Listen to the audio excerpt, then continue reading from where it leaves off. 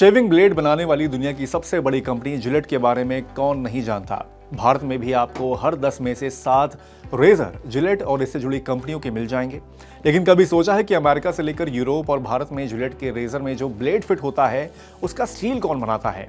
अगर आपको लगता है कि इसका ब्लेड कोई अमेरिकी, चीनी या यूरोपीय कंपनी बनाती है तो आप गलत हैं, क्योंकि इस मामले में भारत की कंपनी जिंदल स्टील का बोलबाला है।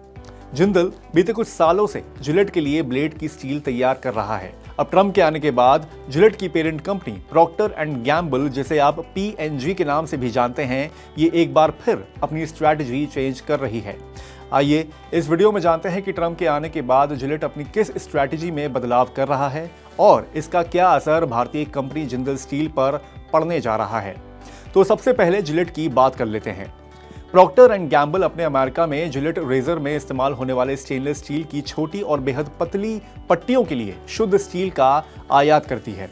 जिलेट ब्रांड के रेजर में इस्तेमाल किए जाने वाला स्टेनलेस स्टील खरोंच और कट को रोकने के लिए अत्यधिक विशिष्ट होता है और दुनिया भर में केवल मुट्ठी भर कंपनियां ही इसे बनाती हैं। इसमें से कोई भी अमेरिका में स्थित नहीं है, यानी अमेरिका में ऐसे स्टील का 100% आयात ही होता है। बीते दशक में कंपनी स्वीडन और जापान से ही स्टील ब्लेड का आयात करती थी, लेकिन 2017 में जब ट्रंप सत्ता में आए तब स्टील इंपोर्ट पर ड्यूटी लगाई गई। इससे जिलेट को महंगा स्टील मिलने लगा और ऐसे कंपटीशन में टिके रहने में कंपनी को परेशानी हो रही थी। वहीं कोरोना में एक और बड़ा झटका लगा। लोगों ने शेव करना कम कर दिया, डिमांड में तेज गिरावट आई।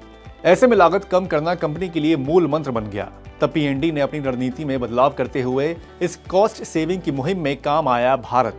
कंपनी ने भारत के सस्ते स्टील का रुख किया। यहाँ की जिंदल स्टील दुनिया की सबसे बड़ी स्टील ब्लेड निर्माता कंपनी है। जिंदल से स्टील ब्लेड खरीदने पर कंपनी को महंगे टैरिफ से राहत मिली थी। पिछले 4 साल में P&G ने अपने सबसे बड़े बाजार अमेरिका में अपने ग्रूमिंग ब्रांड्स के लिए स्टेनलेस स्टील की खरीदारी को भारतीय निर्माता की ओर ट्रांसफर कर दिया। अब जहां एक बार फिर ट्रंप कुर्सी संभालने वाले हैं, तो अब एक बार फिर टैरिफ वॉर शुरू होने की आशंका जताई जा रही है। अब एक बार फिर जिलेट भारत से आपूर्ति श्रृंखला में बदलाव कर रहा है। कंपनी जिंदल से पहले से ज्यादा स्टील की खरीदारी करने की योजना बना रही है। इससे पहले P&G ने जिलेट के लिए ज्यादातर स्टील की खरीदारी जापानी और स्वीडिश कंपनियों से की थी, जो कि महंगे पड़ते थे। रॉयटर्स की रिपोर्ट के अनुसार P&G ने जापान के प्रोटेरियल और स्वीडन के एलिमा से अपने आयात में कटौती की है।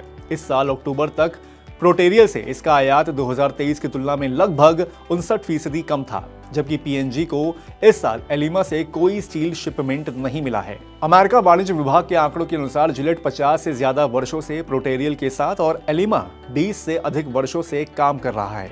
लेकिन अब इन दोनों कंपनियों की बजाय भारतीय कंपनी से सबसे बड़ी खरीद वो करने जा रही है। यानी कि अगली बार जब आप जिलेट के ब्लेड का उपयोग करें तो आप गर्व कर सकते हैं, क्योंकि उसमें लगा ब्लेड भारत में ही बना होगा।